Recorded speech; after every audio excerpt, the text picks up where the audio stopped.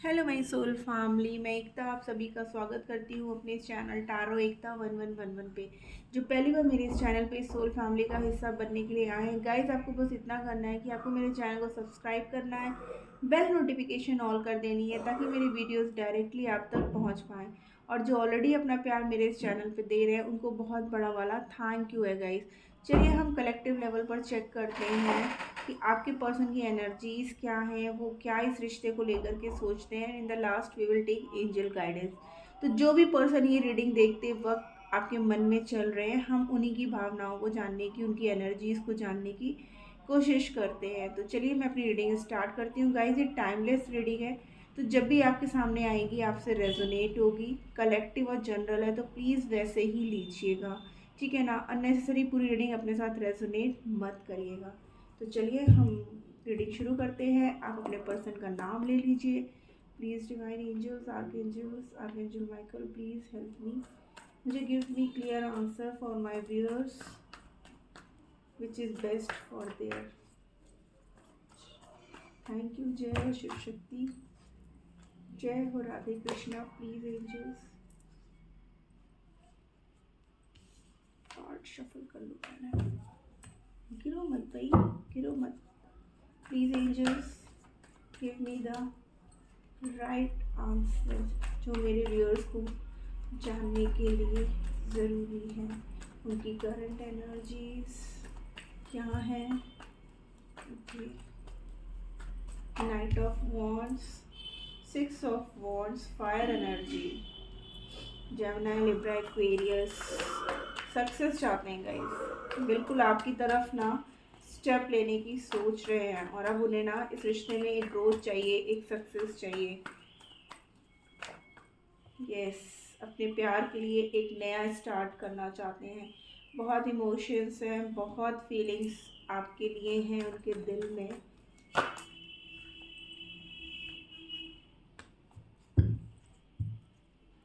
Overall में है hangman. Okay, तो बात ये, मुझे लग ही रहा था कुछ ऐसी बात होगी तभी। ठीक है ना, हम इसको ऐसे रख लेते हैं ताकि मैं आपको क्लियर कर पाऊँ।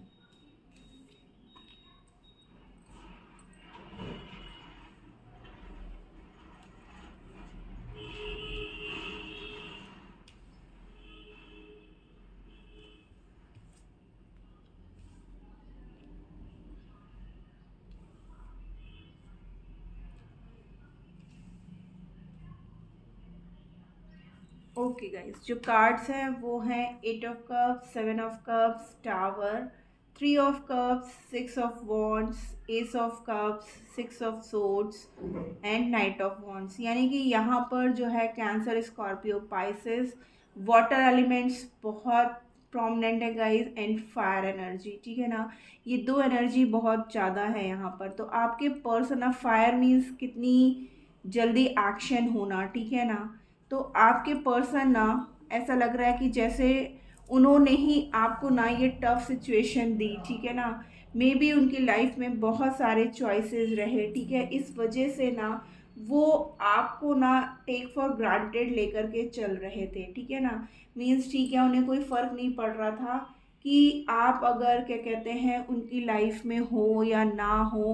पहले वो आपके साथ ना इतना ज़्यादा इमोशनली कनेक्टेड नहीं थे। मतलब शुरू शुरू में उन्होंने आपको अपना प्यार दिखाया होगा कि हाँ मैं तुमसे बहुत प्यार करता हूँ, ठीक है ना। एक दिखावे वाली ज़िंदगी जैसे होती है ना, कि लोगों को फंसाने का एक जो होता है ना चक्कर चलाना, तो दैट टाइप ऑफ सिचुएशन मुझे यहाँ पर दिख रही है।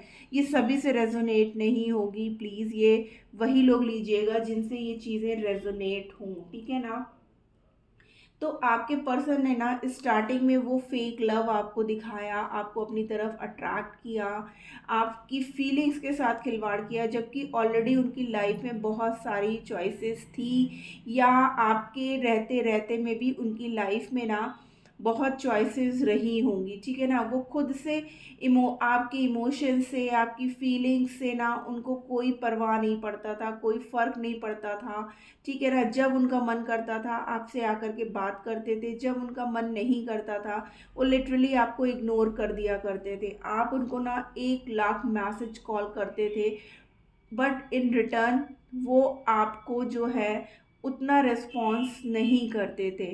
तो हमारे व्यूअर्स ने ना शुरू में तो उन सब चीज़ों को इग्नोर किया, क्योंकि हमारे व्यूअर्स इतने भोले, इतने मतलब सॉफ्ट, कि उनको कुछ पता ही नहीं कि उनके पर्सन क्या कर रहे हैं। वो दुनिया भर की एक्सक्यूजेज उन्हें दे देते थे, उन्हें पागल बना करके ना, जैसे कहते हैं ना इमोशनली फूल बनाना, क्योंकि हमारे पर्सन इतने ट्रू सोल है, हमारे व्यूअर्स जो है, ठीक है ना, तो वो बन भी जाते थे, उनकी बातों में भी आ जाते थे, ठीक है। तो क्या हुआ कि धीरे धीरे आप लोग के रिश्ते में ना दरार पड़ना चालू हुआ, दूरियां क्रिएट होने लगी, क्योंकि भाई हमारे व्यूअर्स भी आखिर कब तक अपने पर्सन को यूँ बोलते रहते, या उनसे टाइम मांगते रहते, या उनसे शादी मैरिज कमिटमेंट का ऑफ़र मांगते रहते। देखिए मैं फिर से कह रही हूँ, ये हर एक से रेजोनेट नहीं होगा, बट जिनसे हो प्लीज़ वो बताइएगा ज़रूर कि मेरी जो ये प्रिडिक्शन है वो उनसे कितनी मैच हुई है, ठीक है ना।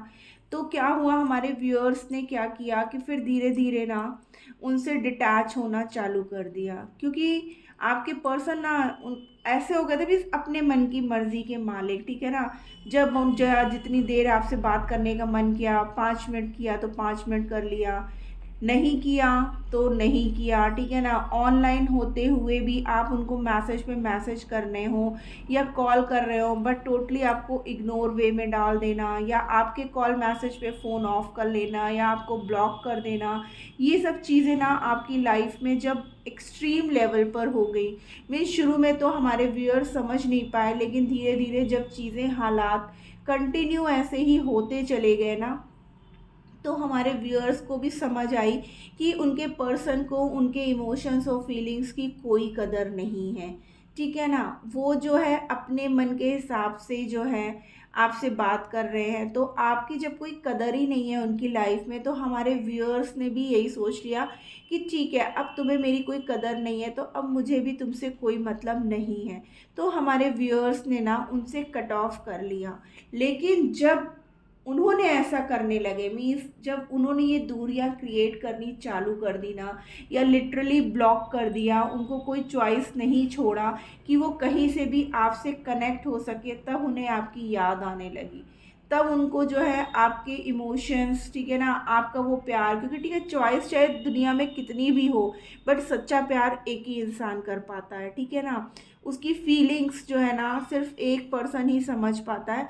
हर एक इंसान जो है ना अपने लिए किसी न किसी स्वार्थवश जो है ना रहता है। तो उनको जब इस सब चीज़ों का एहसास हुआ ना कि हाँ नहीं, ये मैंने बहुत गलत किया है अपने पर्सन के साथ, मेरी गलतियों की वजह से आज हम लोग के बीच में इतनी दूरियां हैं, लेकिन उन्हें कहीं ना कहीं इस बात का तो एहसास था, मीन्स उनको कर्मा मिला गाइस, ठीक है ना। आपके पर्सन को लिटरली बहुत तगड़ा वाला कर्मा मिला कि उनके साथ भी ना वही सब हुआ जो वो आपके साथ कर रहे थे। मीन्स अगर वो कहीं और इन्वॉल्व थे ना, वो मटेरियलिस्टिक लाइफ को अगर देख करके जी रहे थे कि अच्छा इनके पास पैसा ज़्यादा है तो मुझे इनके पास जा कर के रहना चाहिए, या उनके पास पैसा ज़्यादा है तो मुझे उससे भी अटैच, या जिससे जो चीज़ें मिल सकती हैं वो सब चीज़ें लेते रहे। लेकिन आखिर कब तक, पाप का घड़ा कभी तो भरता है और कभी वो पाप का घड़ा फटता भी है। तो वही चीज़ हुई है कि आपके पर्सन की लाइफ में ना बहुत तगड़ा टावर मोमेंट आया, मीन्स आप भी नहीं हो, और जिस चॉइसेस के पीछे वो घूम रहे थे ना, तो वहाँ से भी उनको ना बहुत तगड़ा वाला जो है ना झटका लगा। और जब झटका लगा तब उन्हें एहसास हुआ, मीन्स उनको मेंटली लॉस के साथ साथ फाइनेंशियल लॉसेस भी होने लगे, मीन्स कहीं से भी उनका कुछ भी सही नहीं चला। आप उनकी लाइफ की वो पॉजिटिविटी थे, जो उन्हें वो खुशियाँ दे रहे थे, आपके होने से उनकी लाइफ में सब कुछ था, बट उन्हें उस चीज़ की कदर नहीं हुई। तो क्या हुआ, डिवाइन ने उनको जोर का झटका दिया, ठीक है ना। अब क्या है कि अब जब वो पूरी तरीके से हिल गए, ठीक है ना, तो उनके इमोशंस आपकी तरफ फिर से उड़ने लगे, उगने लगे, ठीक है ना। फिर से वो सोचने लगे कि अब मैं क्या करूं, अब मैं तो फंस सा गया हूँ। वही होता है ना, धोबी का कुत्ता ना घर का ना घाट का, ठीक है ना। सॉरी टू से आपको बुरा लग रहा होगा, बट यहाँ पर इस पर्सन की जो लालच है ना, ग्रीड है ना, ईगो है, एटीट्यूड है ना, वो टूटना ही था। भगवान ने उस चीज़ को तोड़ दिया। तो अब वो स्टक है सिचुएशन में, उनको समझ में नहीं आ रहा था कि मुझे किस साइड जाना चाहिए और किस साइड नहीं जाना चाहिए।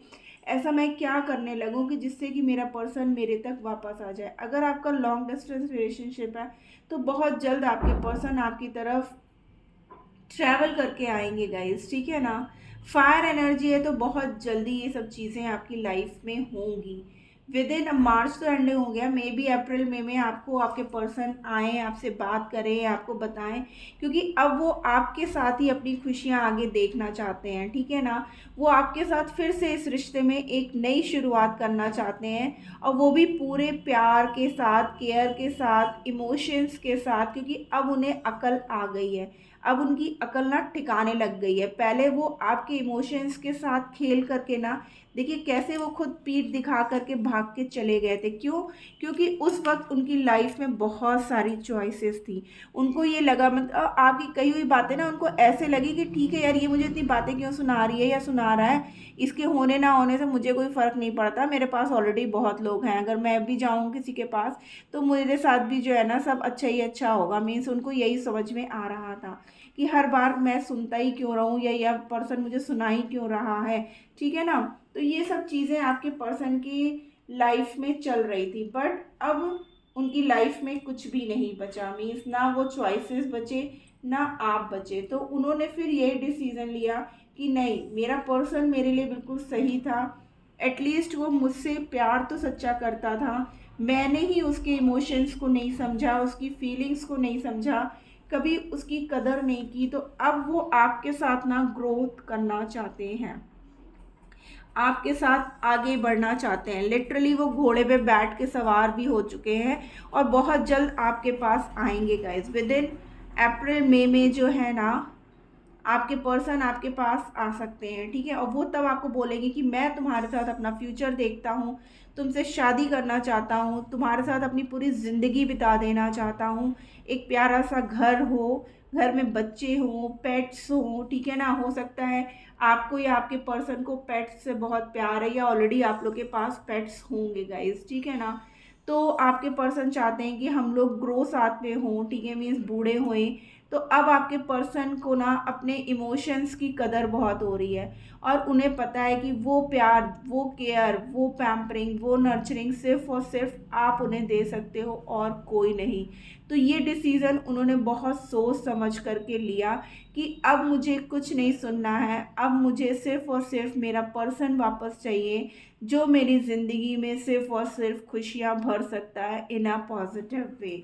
आइए देखते हैं और क्या चल रहा है। और अब आपको न्याय मिलेगा, लिटरली उनको बहुत बड़ा कर्मा मिला है गाइस, ठीक है ना। देखिए विक्टिम कार्ड भी कैसा आया, कि पहले ही कार्ड जो है ना कि सच में वो गुनहगार हैं, ठीक है ना। उनको इस बात का एहसास हो चुका है कि उन्होंने बहुत गलत किया है आपके साथ, ठीक है ना। बट अब देखिए ग्रोथ, 10 ऑफ पेंटिकल्स की ही एनर्जी है कि अब वो चाहते हैं कि इस रिश्ते में एक ग्रोथ आए, और वो ग्रोथ कैसे लाना है इस पे वो वर्क करना चाहते हैं, और बहुत कुछ सोच समझ करके अब वो आ रहे हैं।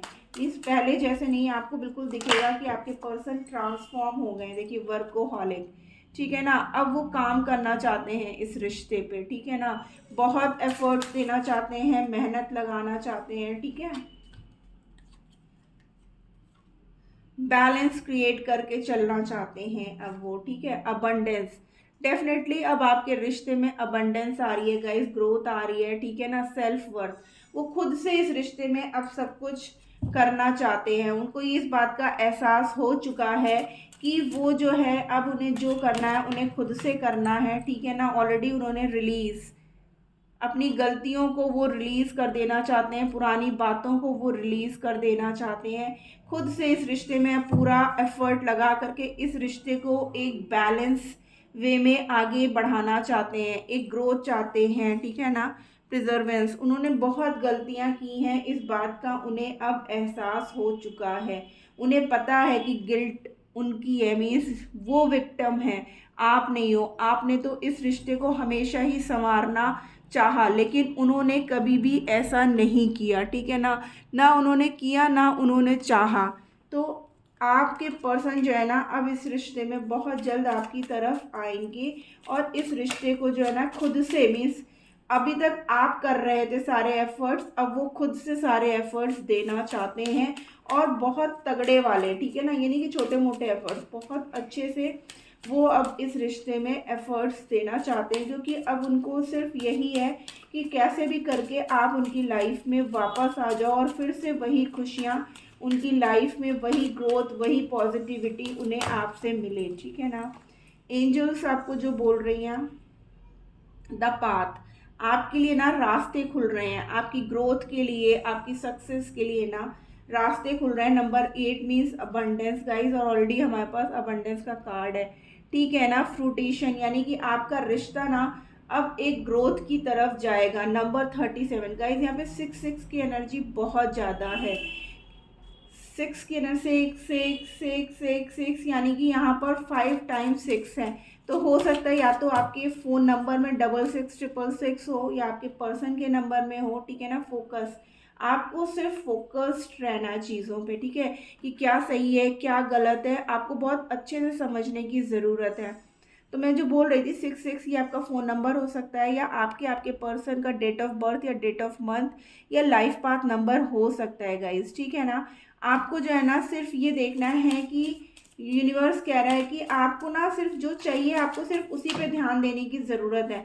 आपको दुनिया की बातों पे ध्यान देने की ज़रूरत नहीं, कि लोग हैं, लोग तो बहुत कुछ बोलते हैं, तो आपको सबकी सुननी नहीं है, आपको वही करना है जो आपका दिल कहता है, ठीक है ना। एक्शन, देखिए मैंने बोला ना आपको वही करना है जो आपका दिल कहता है, और यहाँ पर एक्शन का कार्ड भी आ गया है, ठीक है ना। अट्रैक्शन, आप भी अपने पर्सन के लिए बहुत ज़्यादा अट्रैक्टेड हो गाइस, ठीक है ना। एंड सरेंडर, आपको क्या करना है, जो भी आप मैनिफेस्टेशन कर रहे हो, अपने पर्सन के लिए रिचुअल्स कर रहे हो, या दिन रात भगवान से आपको मांग रहे हो ना, तो आपको बस डिवाइन को सरेंडर करने की ज़रूरत है। 26, 37, 44, 32, 26, ये आपकी या आपके पर्सन की एज हो सकती है गाइस, ठीक है। तो ये थी आज की रीडिंग, होप आपको कोई ना कोई गाइडेंस ज़रूर मिली होगी। अगर मिली है तो प्लीज़ मेरे चैनल को लाइक और सब्सक्राइब कर दीजिए। मिलती हूँ मैं अपनी नेक्स्ट रीडिंग में, तब तक के लिए tata bye bye, love you all.